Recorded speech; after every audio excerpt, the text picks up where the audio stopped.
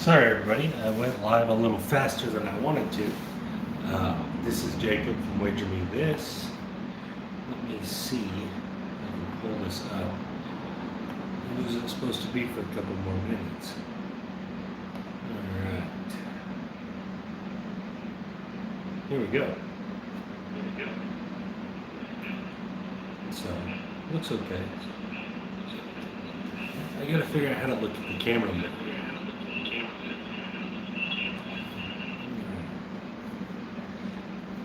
So, the question I posed was who would win a Super Bowl first,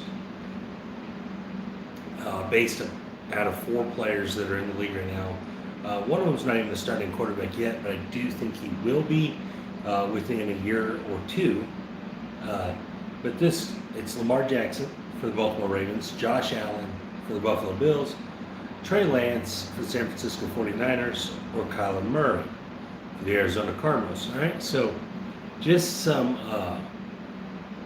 background on why I chose these four players to ask this question is because they're all young, but two of them are in the NFC and two of them in the AFC. Most likely they're not going anywhere anytime soon. They're going to be locked up for long contracts, right? But the one thing that I think gives all these players a similarity is that they're all mobile. They're all very mobile players. They're not your Mac Joneses. They're not your Tom Brady's. They're not, those guys. These guys are all, part of their game is their legs. So they're all similar. They're similar in that fashion that they're all mobile, right? So in the poll I put up, there wasn't a lot of votes, but everyone was on Josh Allen, right? Rightfully so. He's looked really good. Is he going to win a Super Bowl pretty soon? Maybe. But so I'm going to start with Lamar Jackson. Okay, so I broke this down kind of two ways. All right, so why he will win soon or before these other guys, and why he won't. Right. So the reason why I think he probably could win before all these guys is that he's got better each year. Now, he did get hurt a little last year and stuff, and that's always going to be a problem with him is some injury issues, just because of the way he plays. But from just a dynamic running standpoint, he's the most dynamic runner out of them all. All right, even more dynamic than Kyla Murray because Lamar Jackson's bigger. All right, and he's just super dynamic. You've seen his 50-yard touchdown runs and stuff. He does this on a regular basis. It's just a really unique situation. And being in Baltimore, they're always going to keep a good defense there with John Harbaugh. So it just goes to show, and it goes to say that they're going to be pretty good normally.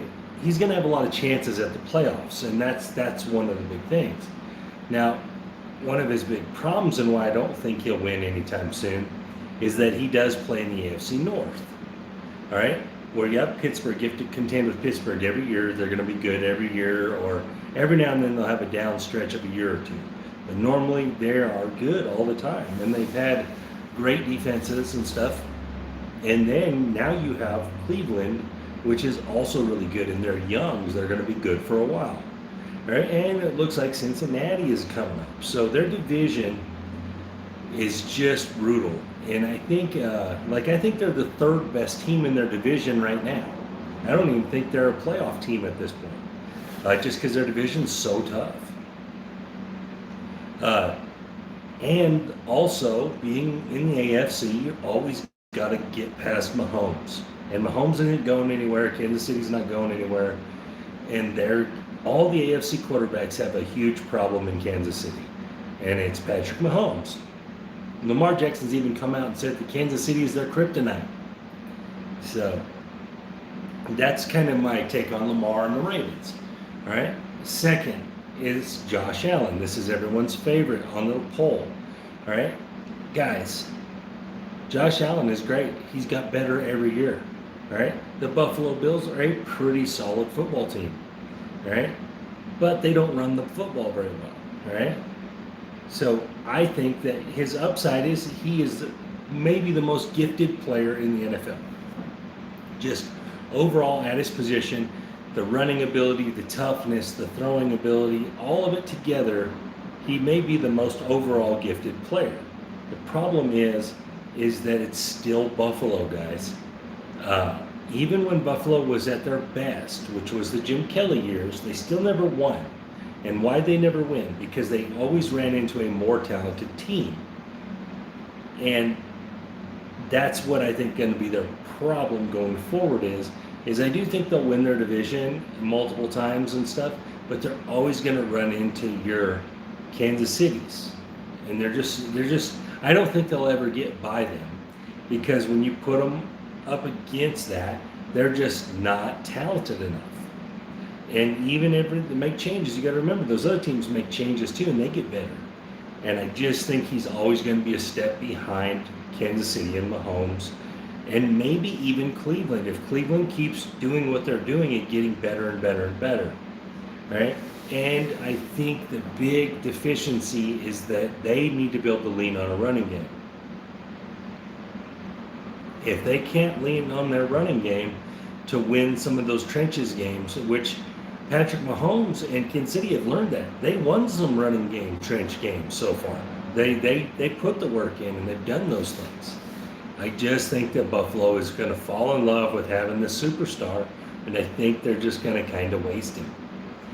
They'll be in the playoffs every year, and they'll probably lose to a better team every year. And I know that's everyone's darling and everyone's favorite, because you think they should be good, right? They should be better. But I don't think they made any special moves to get any better. They didn't go and get, none of the top tier free agents. They didn't do those things. So where Cleveland did, they did. Cleveland changed their team. They got better. And so the next one, I'm going to jump down to Kyla Murray, right? I'm going to do Trey Lanez last. And Kyla Murray, okay, so Kyla Murray is in a great situation. His team has made moves for his better every year so far. They got DeAndre Hopkins year one. Now they go and get A.J. Green. Everyone can knock A.J. Green if you want, but not having to be a number one wide receiver down there with DeAndre Hopkins and Christian Kirk and stuff, they're going to be tough to deal with. And they added to their defense. Now they lost a few pieces on defense too, but they added to their defense. That team, that organization is willing to spend money to win, right? And they're willing to spend money to win now. Their huge problem, besides Kyler Murray's kind of injury prone, if he can get past that, their problem is their division is just so difficult. You got Seattle and Russell Wilson.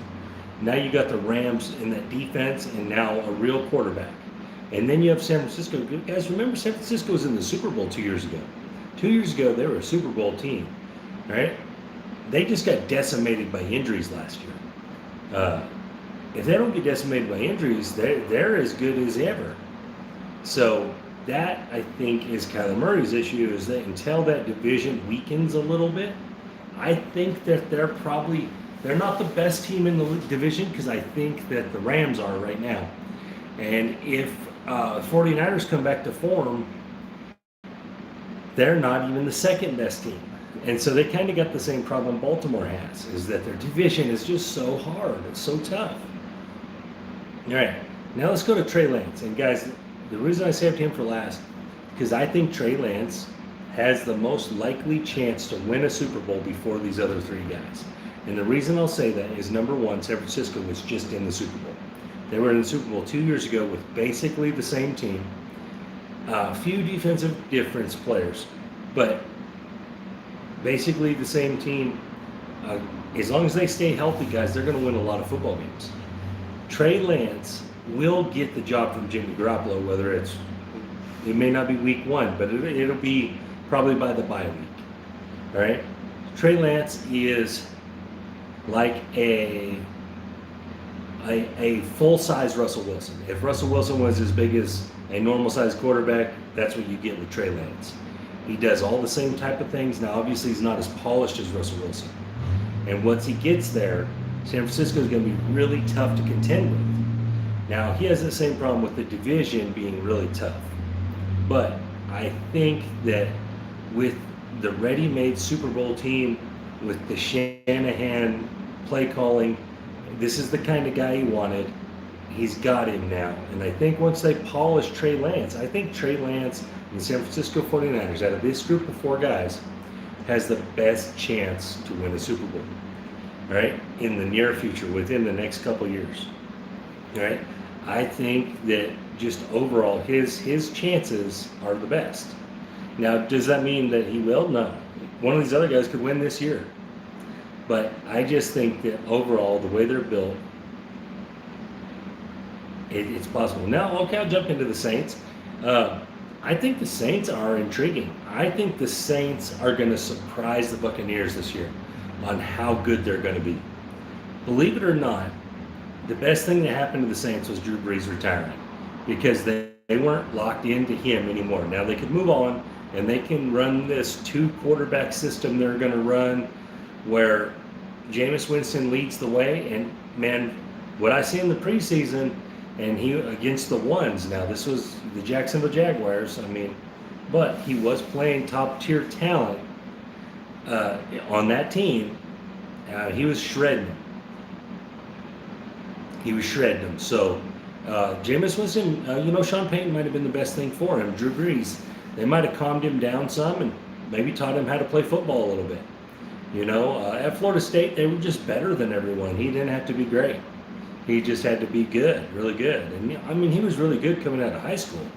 So, and with Taysom Hill, so the one thing that Jameis Winston has is he always has Taysom Hill nipping at his heels, so he knows he has to do everything right. I do think that Winston's going to win this job, and they're going to use Taysom Hill the same way they did last year, as like a utility machine, and that's his spot in the NFL. He's one of the most unique players in the NFL, all the different things he can do. I think he's going to be a really, really intriguing weapon for them. Now that I just think that Sean Payton will build a situation where the Saints are competing. And the reason I say that is because the defense is still good. They still have Alvin Kamara. They still have that awesome offensive line. All right? They still have a good receiving core. All right? You got to remember, they won their division last year. And it wasn't necessarily with Drew Brees. He was out a bunch of the games. So they won their division against the great Tom Brady and the Bucs. Now, Tom Brady and the Bucs ended up, getting to the Super Bowl and winning or whatever, but that was after all kinds of injury issues for the Saints, right? If the Saints stay healthy, they're as good as anybody. And they get the Bucs twice, so we're going to really see, the barometer on how good Jameis Winston is. And that Jameis Winston wants to beat the Tampa Bay Buccaneers.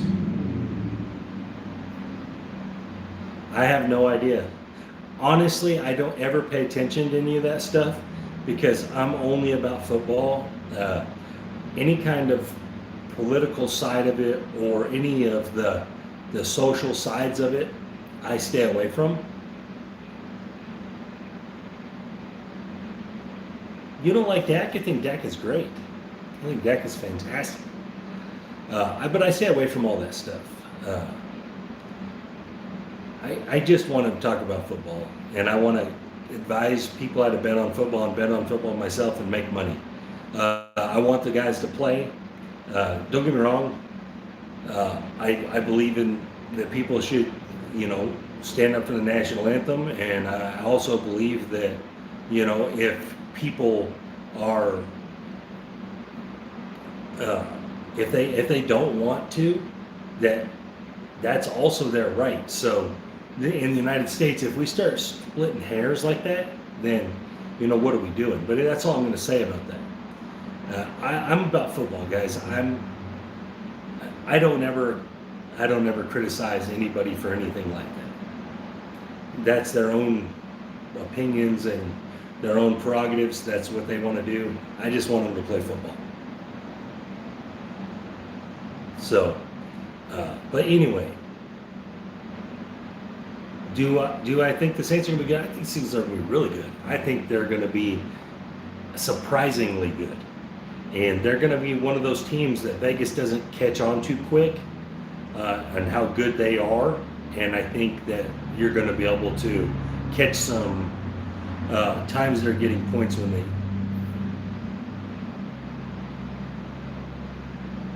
Absolutely, you're right, Mr. Ferguson. You're absolutely right.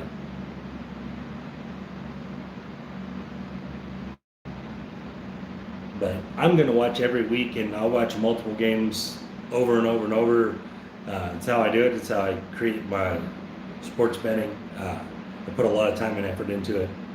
I love football. That'll never change. So, but anyways, I just really think that, like out of the four guys I named, that Trey Lanez has the best chance to win a Super Bowl quickly. And part of the reason is in the AFC, everyone in the AFC is going to go through Mahomes. And until you dethrone him, until I see a team come in and dethrone him, I mean, they do the same thing in college football, Mr. Ferguson. They don't necessarily play the two national anthems, but guys, they do all those things too. So, I mean, baseball, it's all sports. So, I mean, I think you're only hurting yourself by not watching football.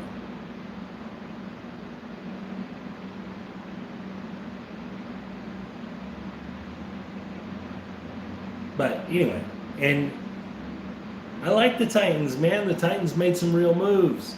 The Titans were a good football team last year. The Titans have to do some defensive things. They have to shore up some defensive stuff. But as far as just talented, man, on offense, the Titans are a machine. I don't know how you defend the Titans. Now you got Julio and Brown. And, obviously you got Derrick Henry. So, even if you didn't have Julio and Brown, you still have Derrick Henry. I mean, the guy ran for 2,000 yards. He's a machine. He's a monster. He's Mount Rushmore running back. You run for 2,000 yards. You're on a different level.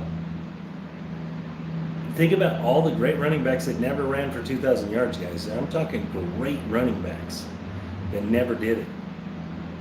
So, I mean, it's pretty amazing. It's an amazing thing to do, especially in today's NFL. In today's NFL, because it's so pass happy, man, to run for 2,000 yards is quite the feat. And I think he'll do it again. I don't know if it'll be this year, but I think he'll do it again. He's just that guy. I think that the Titans have a real chance because their division is. Their division is, you got two of the worst teams in the NFL probably in their division, so that helps right there. And then you got the Colts, which are kind of in a weird transitioning period here with the quarterback situation, and their defense is good though. Colts defense is good. So, but I just think they have 6 wins in division, where, at worst they have 5 and they lose 1 to Indy. That's a nice thing. That's what New England had for so many years. Is that they had 5 or 6 wins in division every year, so they didn't have to be perfect everywhere else. That's kind of what the Titans have right here.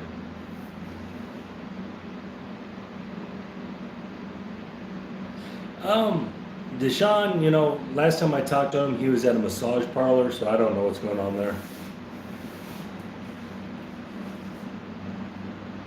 No, I love Deshaun Watson, and believe it or not, I hope he becomes a Bronco. I hope that rumor is true and he ends up in the Broncos next year, because obviously he's one of the most talented guys in the NFL. Again, that off-season stuff, or the off the field stuff, basically, if they're not hurting people, and from the reports I read on this, it seems kind of like most of these women are after money. And this is my opinion on this, guys. It's not the same thing as other things, it seems like to me, and I think that's why the NFL hasn't suspended him. So I just really think it's a cash grab, and they're all trying to get some money out of him. But again, it's my opinion on it, just what I've read. I'm reading the same media sources you guys are. So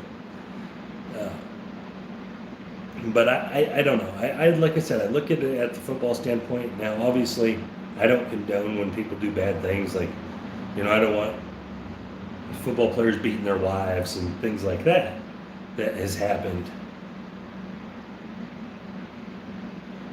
I'm sure they are. I mean, it's been going on a while now, and there hasn't been any, like, it seems like never, now one time have there ever been like, he's definitely guilty of this. And, whereas the other situations that were similar to this, like the Robert Kraft situation, I mean, they were basically, he was guilty right away. Here's another example, right? And this one probably a lot of people don't remember, the Ben Roethlisberger situation. Ben Roethlisberger paid his person off. So, I mean, there's differences in it. Ugh, the Dolphins, man, I can't do it. I can't do it. The Dolphins' defense is unusually good. They're solid. I'll give them that. But I'm not going for Tua. I just don't believe it. I just don't think Tua can do it. I think Tua's going to stay injured all the time. The Dolphins were a better team with Fitzpatrick, and they benched him. They probably would have made the playoffs. I'm not a Tua guy. I think that injury was too much, and from what I saw last year, he doesn't look like an NFL quarterback. He looks like a guy that'll stick around a little while. Teams will give him chances, but I just don't see it. And I could be wrong. He could surprise me, could crush it this year, but I just don't think, believe it or not, I don't think they're even the second best team in their division. I think New England's better than them.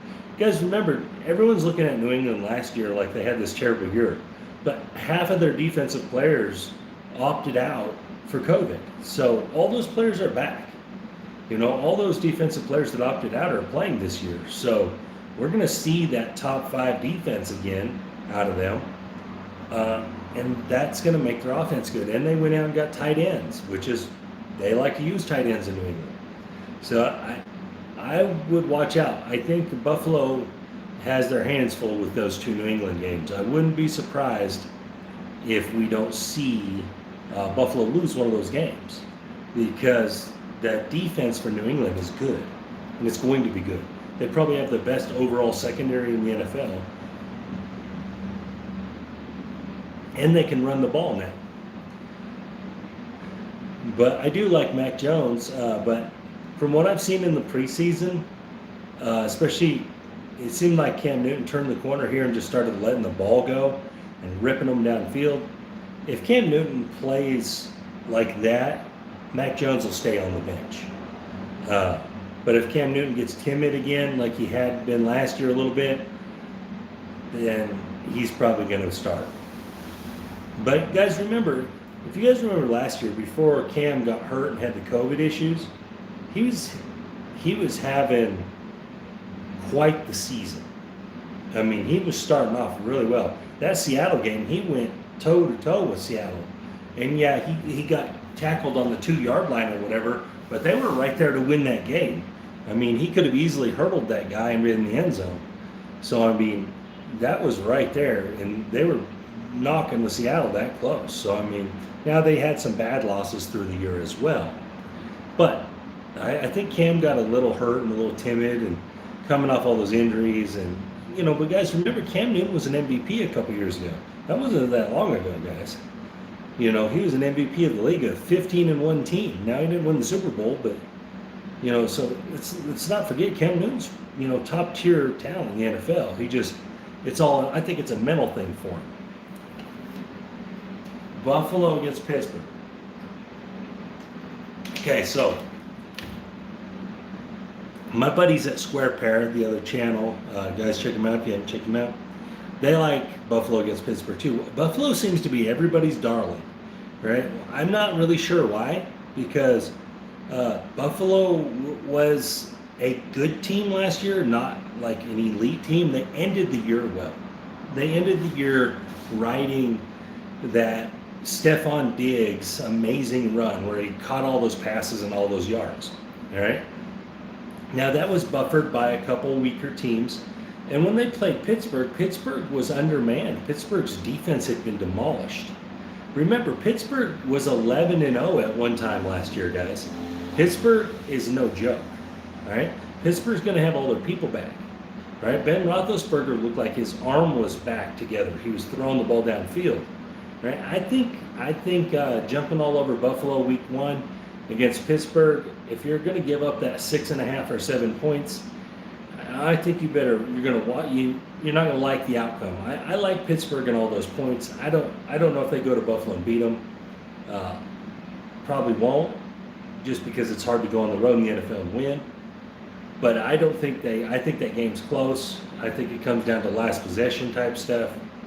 I like Pittsburgh a lot, and I like one of the things in my futures is I'm all over Pittsburgh on Pitt futures, and I'll talk about that next on a couple days when I get with the Square Pair guys and we have our first podcast. But no, guys, Pittsburgh didn't get worse. They got healthy in the offseason, and they drafted a running back. You got Buffalo -6. Oof. That's a lot of points against Pittsburgh, man. Look at them traditionally when they're healthy, all right? I know the last thing we saw Pittsburgh was that debacle with Cleveland with all those crazy. But if you take that first quarter away, where there's like 28 points in the first quarter, I think Pittsburgh beat them the rest of the way. Cleveland jumped out to that huge lead on all those turnovers. All right, that was kind of fluky stuff, guys. If you remember the previous 2 games, Pittsburgh kind of handled Cleveland pretty easily. So it was kind of fluky stuff. And I know everyone saw the last couple games against Pittsburgh. You know, they lost to playoff teams. They weren't losing to the Jets. They lost to, Washington, which was a playoff team, and took Tampa Bay to the limit in the playoffs. And they lost to Cleveland, which was a playoff team. So, I mean, I don't know why everyone's so down on Pittsburgh. I've heard this rhetoric a lot of why Pittsburgh is down. Man, they have the best defense in the NFL probably, if not second. I mean, it's top 5 for sure. And so,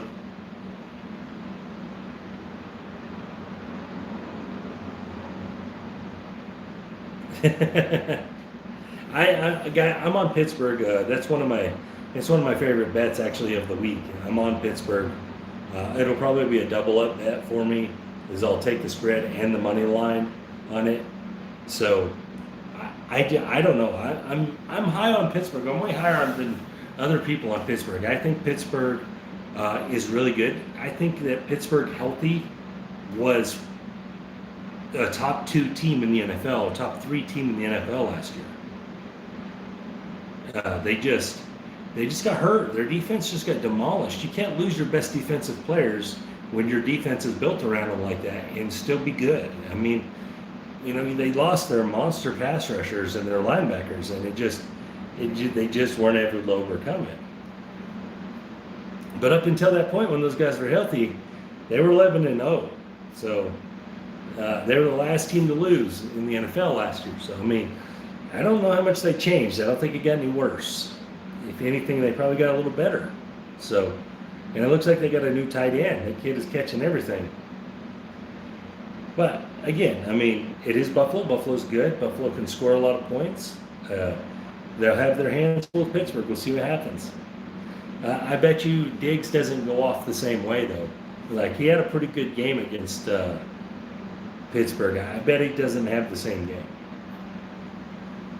Kind of like Tyreek Hill had against Tampa Bay, and then the Super Bowl came along and they took that away. So I don't know. I just think that Buffalo's still going to run into the same problems they've had, is when they need to run the football, they really can't run the football very well. And I think it's going to show up again against teams like Pittsburgh or teams that force them to run. And I think that's their big Achilles heel. And when that happens and Josh Allen can't throw the football, he gets a little frustrated. So here's one thing. I think that's a huge revenge game. I totally agree there. Like, I think Sam Darnold, don't get me wrong, I think that the Panthers are more talented anyway.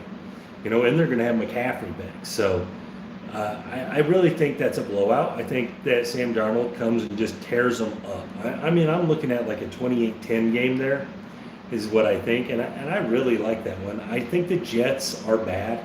They're going to be bad. I do think they're on their way the right direction with the draft picks they've been making and stuff, and I do think the kid they drafted is going to be a pretty good quarterback. But man, I think Sam Darnold got a raw deal in New York. He just never really was overly talented there. He didn't have a lot of talent around him.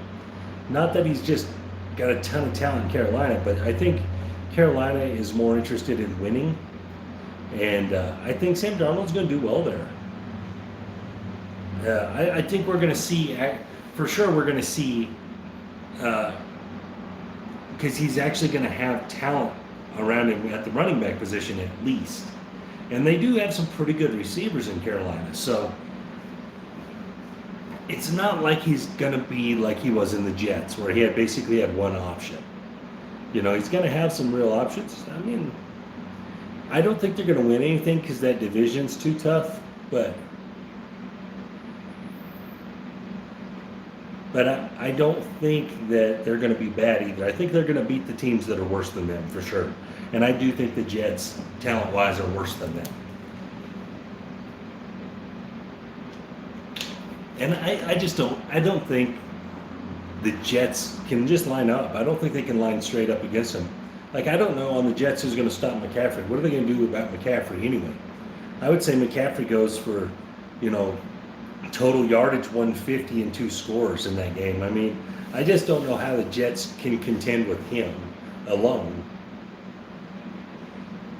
Now, the Carolina Panthers don't like to stop anybody. That was their big problem last year, was mostly that they just couldn't stop people. Now, they had a couple great games where they took people to the limit. Like, I think there was a Chiefs game that they really played well, and they played like a half of Tampa Bay game really well. But I think the Carolina Panthers they're just lacking on defense. But with a Jets team that's really not going to be dynamic offensively yet, I think they're going to struggle. And I think that I bet Carolina wins by 2 touchdowns. That's where I'll be looking at that game to end up. But yeah, I mean, no, I love talking about this stuff, guys. I can do it all night. I definitely have a lot of this stuff lined up for week 1 videos and the things we're going to be doing on the podcast. And we're going to do a futures video this coming Thursday. Is going to be a futures video. So be on the lookout for that. We'll be with the Square Pair guys again. They're my buddies, and we're going to do this thing together. And guys, when I'm telling people stuff, I'm telling them because my money's on it. So if I say I'm betting on it too. So if I lose, if you lose, I lose too. I lost too. So I'm not just giving out information and not having no skin in the game.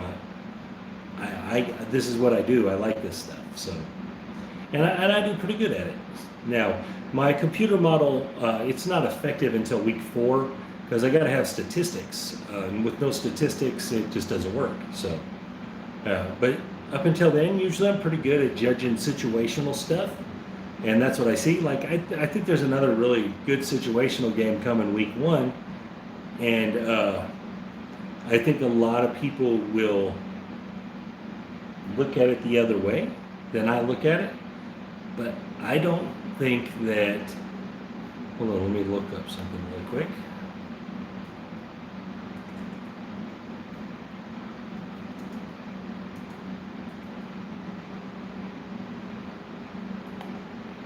So, week 1, the Raiders are getting points with Baltimore coming to their house.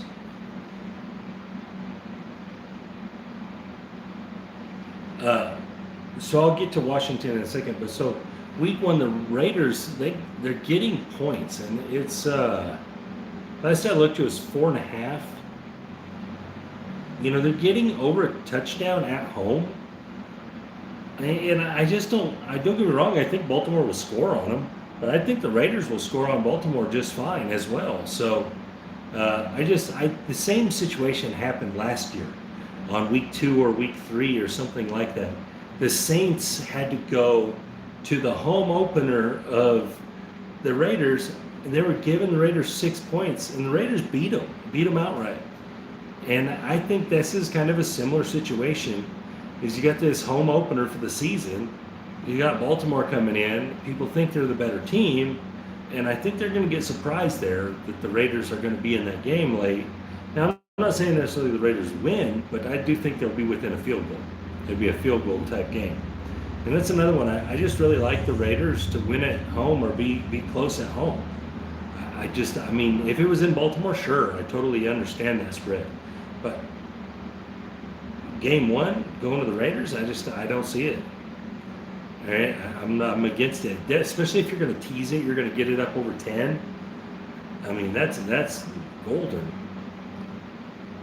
All right, so you asked about the Chargers in Washington. Okay, so this spread, I think it flip-flopped. It started as Washington favored and has moved to the Chargers favored. And I think a lot of that is just purely based on the money's coming in on both sides. I guess the way you would look at this is Herbert going to have a sophomore slump? Is Herbert going to have a sophomore slump? He has a lot of weapons around him. His running backs are all going to be healthy. He did lose his tight end, which is an issue. Their defense is back healthy, though. You got Derwin James back. So,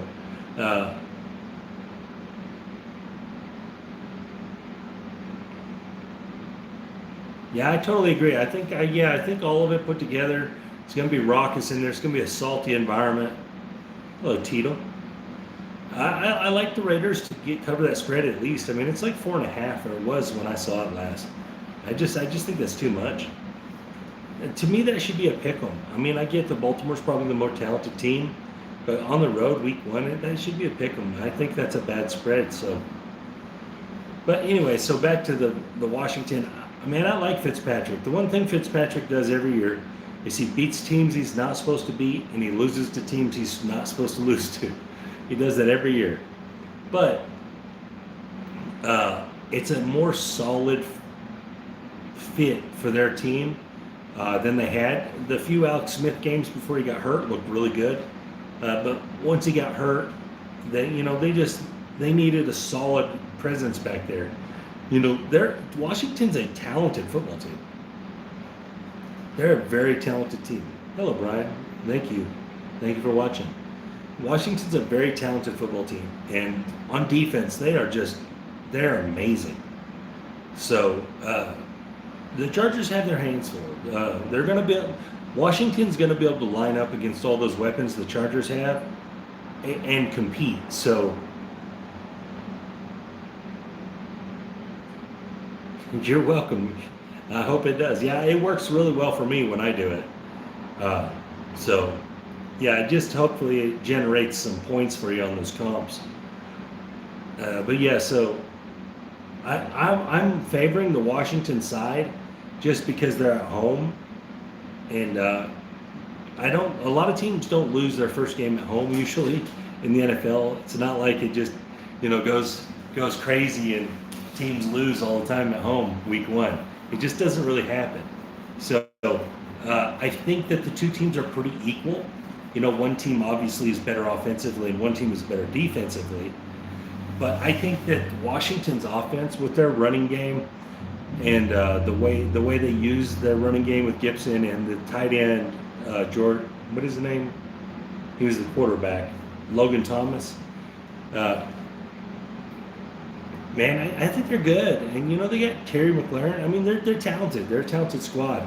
I do think Washington should probably be favored by 3 in that game, and they're not. So, being at home, I think they should get a real home field advantage there. But we'll see. I mean, the Chargers are talented. The Chargers took a lot of teams to the limit last year. So, a lot of good teams. And so, I mean, I'm on the Washington side of it. I probably won't have no money on that game based on that. I think they're really equal. If I did have money on it, I would put it on the Washington money line myself, just because I do think they're going to come out with the victory, but it wouldn't be much. I probably won't have any money on that game. If I did have money on that game, it would probably be for Herbert to throw a pick, because you're probably going to get good money on it. And I think Washington will get enough pressure to get a tip ball interception or something like that. So that's probably where I would look at that game, more so than betting the game or the total. But like one of the games that I really like is the San Francisco. I like the under, right? San Francisco is playing Detroit, right? Week 1, I think that's right.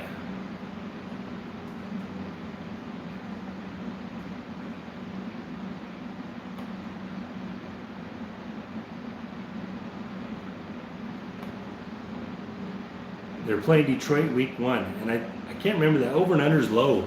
But guys, I don't think Detroit's going to score on them. I mean, I think Detroit is on shutout alert in that game. So unless San Francisco scores 45 points themselves, I just think that's a really solid underplay. No, I'll talk about the Browns going to KC. I didn't have any intentions on talking about games. This is all what you guys want, so this is cool. I'm all good with it. I'm going to be going back over this stuff for week 1 and everything anyway. But and I'll be giving out my actual what I'm putting money on.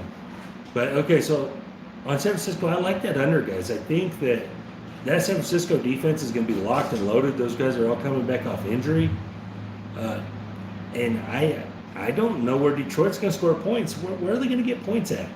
Tell me who's going to score their points. That's what I want to know on the Detroit Lions. Even if you give the Lions 10, you can still give up like 34 points with San Francisco. So, I mean, I just really like that under. I think that's a really good play.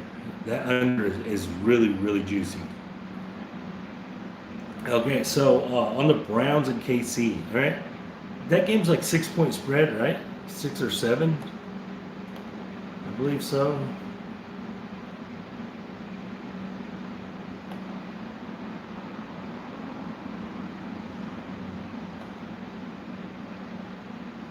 So 6 or 7 points, that's too many. Guys, the Browns are talented, and they can run the football.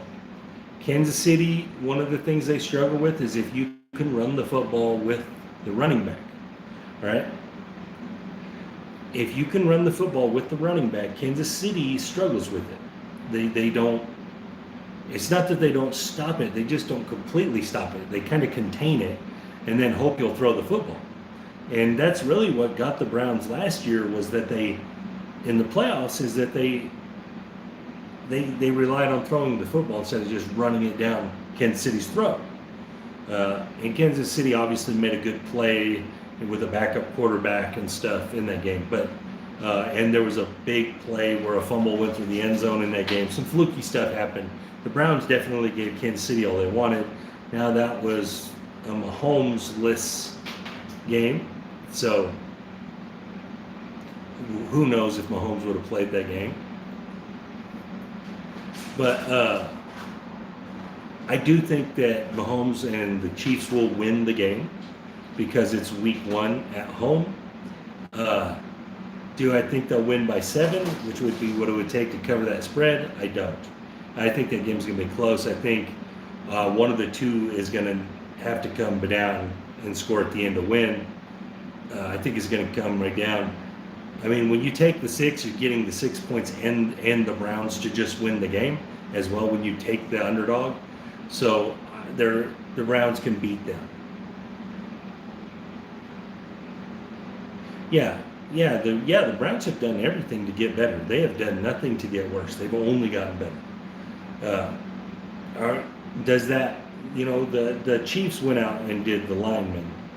They got linemen and stuff to contend with that kind of thing. But it's still all those weapons. It's still Andy Reid. It's still Patrick Mahomes.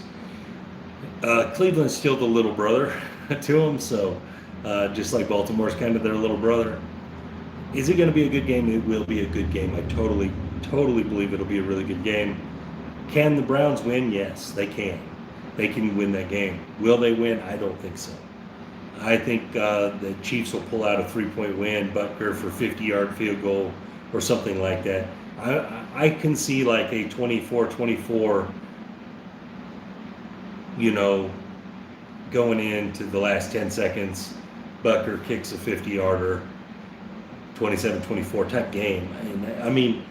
And it's not, if Cleveland plays them like that, that's a great sign for Cleveland that they're taking the back-to-back Super Bowl appearance team from the AFC, taking them to the limit like that. That's a good sign for Cleveland. So,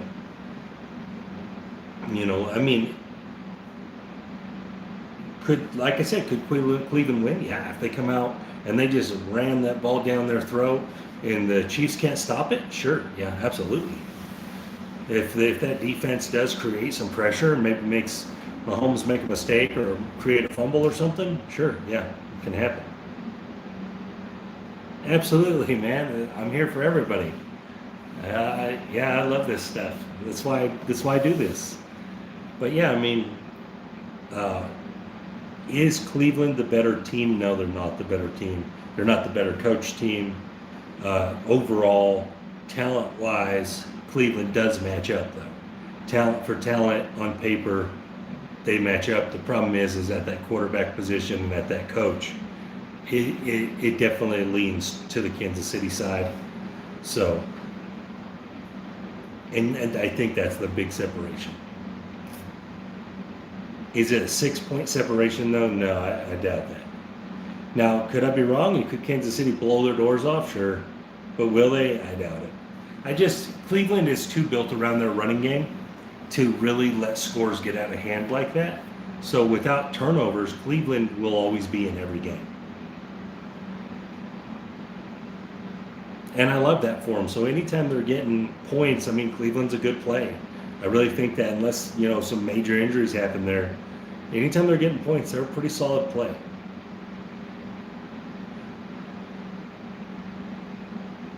I don't know.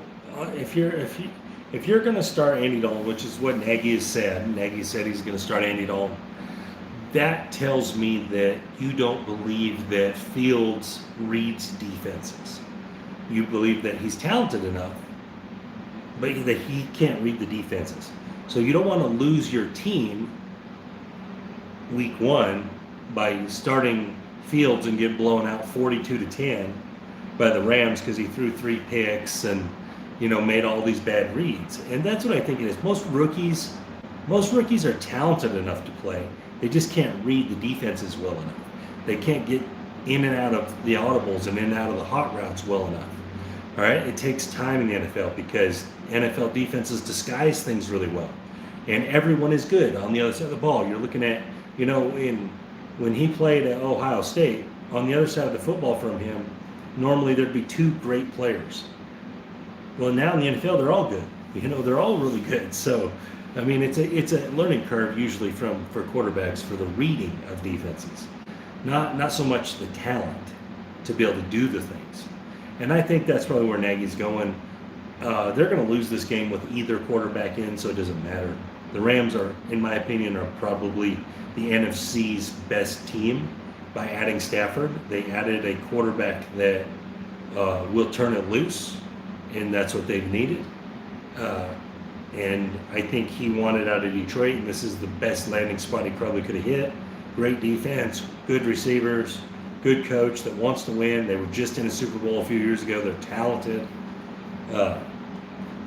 They're going to hammer the Bears. And I like the Bears defense, man. The Bears defense kept them in almost every game last year.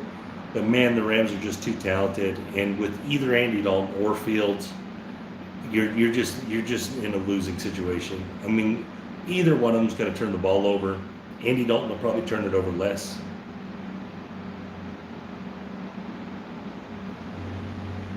But I do think Fields will start probably in the bye week, whenever their bye week is. That's kind of what teams normally do when they're going to start a rookie. They wait till the bye week. If they don't think they're going to make the playoffs, if they think they're not a playoff team, which I don't think the Bears are a playoff team. Their division with the Packers, they're just not going to surpass the Packers. So I don't think they're a wild card type team because you've got the NFC West. You're probably going to get 2 wild cards out of it, and you're probably going to get the Saints or the Bucks out of the other one. I don't know. I just don't see it. I don't see the Bears being close. No, I think that's actually a little low. That probably, in my opinion, should be a 9.5. The Rams are far, far more talented. I mean, overall, it's not close. And so, I mean, I can't think of one specific position besides D end that the Bears have an advantage, because it's not interior lineman. You got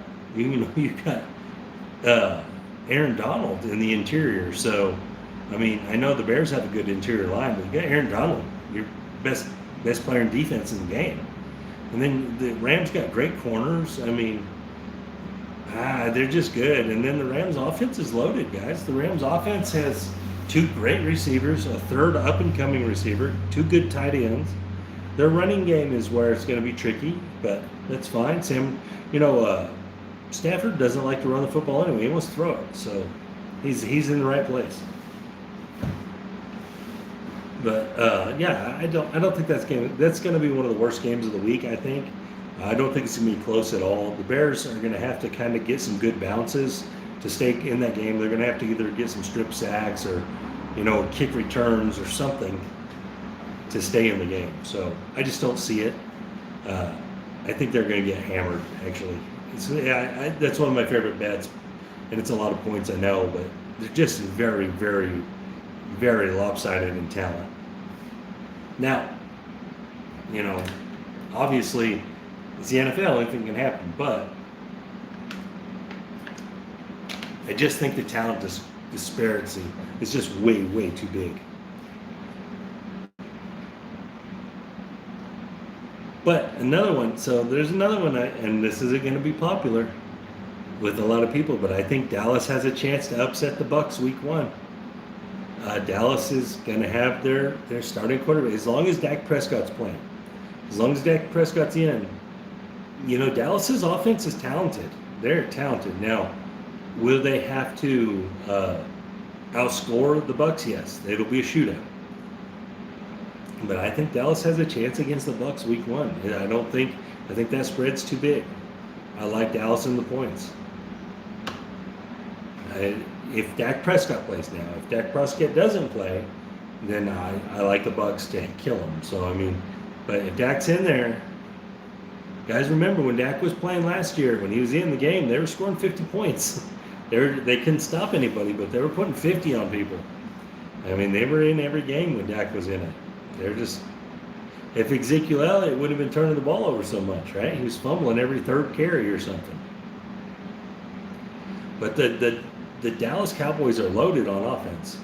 2 good running backs, a good tight end, solid backup tight end even, and then 3 good receivers. So, I mean, I just think that, man, they're tough. They're going to be tough.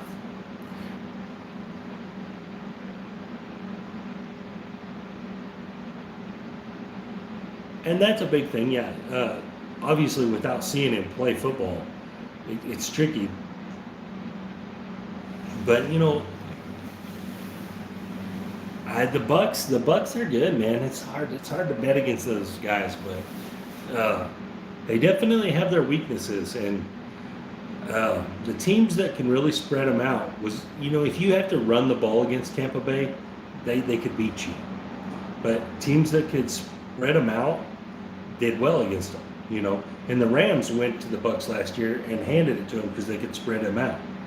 The Chiefs, when they beat them, they spread them out, Most of the games, the Saints, when they were beating them, they were spreading them out, They spread that defense out. And that defense can't play tight and everyone play close. When they all have to be on islands, their defense gets a little weaker. And I'm not saying they get weak because they're great. But if you don't have to run the ball to win against the Bucs, you can beat them. And last year in the Super Bowl, it didn't have anything to do with that. It had everything to do with that the Chiefs' offensive line was decimated, and they just couldn't get it going. I mean, every time Mahomes snapped the ball, he was running away trying to throw the ball somewhere. So I mean, it just injuries really really affected the Super Bowl last year, which sucks, but it happens. I mean, that's how it goes.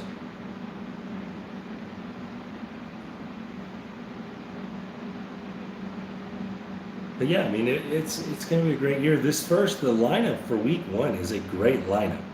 They matched up a lot of equally matched type teams, or intriguing matchups is what they did. And I mean, I love it. I love what they did Week One. There's some other tricky things, like there's a whole week off before Week One this year, so teams are going to get healthy before Week One after the preseason. They're going to have extra. I do. I actually like the Saints and the points against Rodgers and Packers. I just think that last year, Aaron Rodgers went down and gave it to him. He gave it to him, but Aaron Rodgers was in MVP form last year, and I'm curious to see how interested Aaron Rodgers is in football this year. He got what he wanted. He's only got to spend one more year there, then he can move on. I'm kind of curious to see how interested he's going to be in playing football, and I think that's going to kind of carry over into this first game. I think they have some issues there still, even though they've been out of the media a little bit since he got that contract change. But I'm not so sure we see the best Aaron Rodgers this year. I think we see a very average Aaron Rodgers that's just getting through the season. So, and that's just my opinion on that. And I love Aaron Rodgers. I was hoping he was going to end up a Bronco. Because if he would have ended up a Bronco, we would have been a legit contender then. So, but obviously that didn't materialize. So. But I like Rodgers. I like their offense. I think their offense is really talented. But how interested are they going to be? I mean, even Devontae Adams was going to leave if Rodgers left. I mean, that was how crazy it was there. It was just a bad situation. Where the Saints are more together, they're building something around a new guy and they're trying to put it together. And the Saints defense is good. The Saints defense is solid. So, but yeah, I like the Saints with the points. That's where I'm going to be leaning on that. I'll definitely probably tease that game just to get more points, to just in case something weird happens at the end or something. But I definitely. I'm most of the home teams I'm going to be on top, unless the teams are just Broncos at the Giants. Ugh, that's a tough one, right? They're pretty equal, right? I do. Obviously, the Giants have the advantage at quarterback. I do think that their quarterback is better than both of the Broncos' options. The Giants also got Kenny Galladay. Kenny Galladay is a beast, and they added him to the Giants, and so I mean, the Giants should be solid. The one problem the Giants are going to have is that the Broncos defense is going to be good. So the Broncos defense is, from a talent standpoint, as good as any defense in the NFL. 2 bookend pass rushers, 4 great defensive backs, and some okay linebackers. So I mean, that's what the Giants are going to have a problem with, is that can they manufacture offense against that defense? It is in New York, so that's going to help. It's going to be a crazy crowd probably there too. I think the Broncos win, and that's a little bit of a homer pick, so don't take a lot. Yeah, tease the Giants? Yeah, sure. Hello, Rob from Square Pair. How are you, sir? But I know. I mean, I'm going to be on the Broncos side of it, based upon the idea that I do think our offense is going to be better, and I think our defense is significantly better than what they're fielding. So, in a low-scoring game, like something like 21-17, I got the Broncos.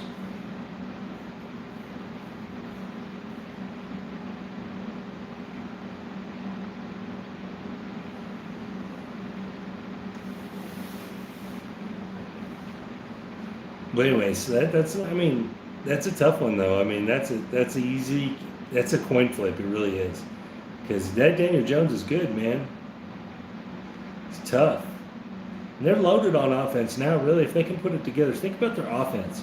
And they got Kenny Galladay. I'm pretty good. I'm just doing one of my little weekly talks. They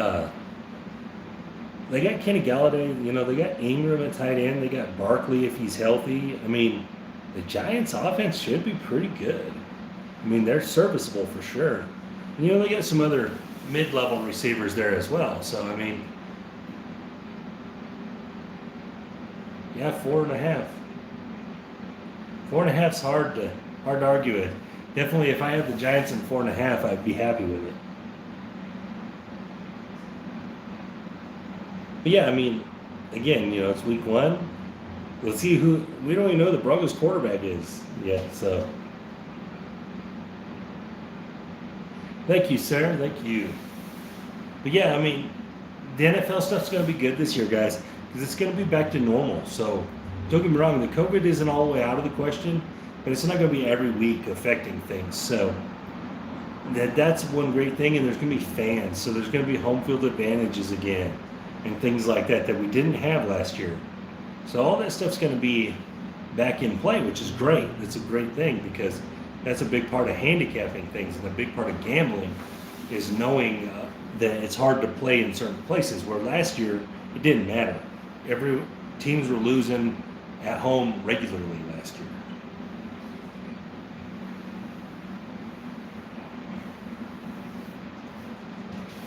But yeah, I mean, it's going to be a fun one. It's got a good season, really good slate of games to start. And, they got some weird stuff this year with an extra game. One side has 9 road games and one side has 9 home games. So, I mean, there's some weird stuff. They got an extra week before the season gets going to prepare for the first game. I mean, there's a lot of extra stuff that happened. I do think that getting rid of one preseason game was smart. I don't know about adding a regular season game because I think that's just going to add to it's going to add to injuries and things. Teams are going to have to play differently to keep guys. That's a whole extra football game. But also, it's going to affect statistics. It's like going from the 14 to 16. Now we're going from 16 to 17. So statistics. For example, what I believe the way statistics should work is when it was 14 game seasons, those should all have their own records. And now it's 16 game seasons, they should have all their own records. And now it's a 17 game season, they should have all their own records. Because they're different. Everyone's different. They got different chances to do things. And so I think that that's the case. That's why, older players, like guys like, players that were great back in the 70s, like your Steelers players and your the Dolphins from the 70s and the Chiefs from the 70s and, even back in the 60s and the 50s, where you didn't have as many football games. And so those guys that were doing those things and putting up those statistics then, man, that was pretty impressive. So it's in the Dallas Cowboys from them eras. I mean, the Green Bay Packers in them eras. I mean, those guys were putting up crazy numbers, and I get that the talent wasn't the same, the competition wasn't the same. Obviously, guys are more talented now overall, but they get more games. I think that it should all be sectioned off. It's the same thing in baseball. As baseball expanded, I think that you should section off the records. Because it's not the same thing to compare 1930s home run leaders to 2021 home run leaders, because the talent now is so much better, and the pitching now is so much better than it was then. The equipment now is different. They use different balls then. They get different size of parks. I mean, just everything is so different. I don't think it's comparable, but it does get compared. So, I mean, to me, it's kind of a silly comparison. And it's just like, Guys that, like O.J. Simpson, that ran for 2,000 yards in a 14-game season is more impressive than all the guys that did it in a 16-game season. I mean, he had 2 less games, so it's more impressive. But anyways, back to anything else you guys want to ask me about before I get off here. I hope you guys are liking the craps content. I will get the last 2 episodes of the dice control videos out. I've done 8 of them. I need to do 2 more. I just haven't got around to doing them yet, but I will do them. Like I said, I'm going to be hanging out with the Square Pair guys on this Thursday, and we're going to be going live and doing our first podcast. And we're going to be giving out future picks, what we like on the futures, in the futures market in the NFL. And, you know, everyone has their own opinions on that and stuff. And, you know, these guys also, they gamble on football. So they're going to have money in the game as well. So they're not just talking. And it's going to be a good time. We're going to have some probably conflicting ideas, I would say. But it's going to be fun, so you guys check it out. And like I said, you know, it's free, giving them out. I did pretty well last year, another winning season for myself. So, again, it's once we get these picks, I'm going to put them on my website, so you can always just go to my website and you can see everything we picked. I'll have a link to the video, so you can watch the video as well. And so you're always just going to be able to go see it. You can just look at it, see if you like it. You know, I'll have some descriptions of the games that I actually put money on, like I normally do. And yeah, it'll be good. So it's an easy thing. There's a lot of ways to get to it. But yeah, tune in on Thursday night. We're gonna be going through futures, NFL futures, and you know, giving our opinions and where our money's headed on them. So, anyways, guys, thank you for your time. Thank you for watching. And this is Jacob from Wager Me This, and you guys have a great day.